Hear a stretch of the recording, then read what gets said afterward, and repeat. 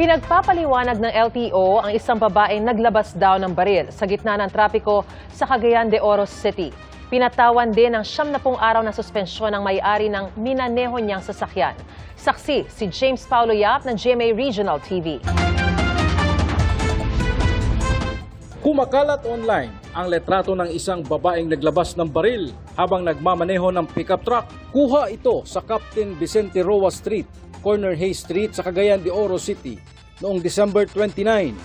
Ayon sa Cagayan de Oro Police, naipit sa traffic ang driver.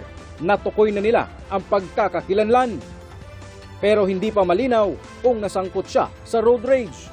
Usually daw, yung pinapakita to to gadala daw siya toy gun kay lagi na siya panghandok sa mga beggars tungod kay nabiktima na siya. Ayon sa Land Transportation Northern Mindanao, natunto na din nila ang may-ari ng sasakyan.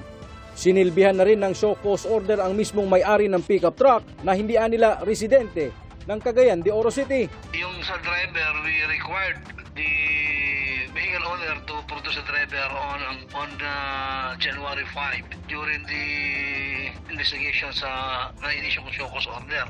They have to appear in my office on January 5. Ayon sa regional office ng LTO, hindi makatwiran ang ginawa ng babaeng driver.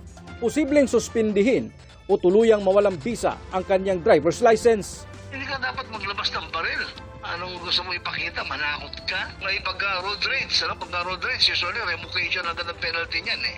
Nanawagan ngayon ang LTO Region 10 sa nakaalitan ng driver na makipag-ugnayan sa kanila para sa dagdag reklamo laban sa driver. Nag-request na din ang PNP ng firearm verification sa Regional Civil Security Unit upang malaman kung totoo ang baril. Ato nang gipaabot ang mga resulta ni inyo. Ang maong sakyanan po, naka-alarm na kini.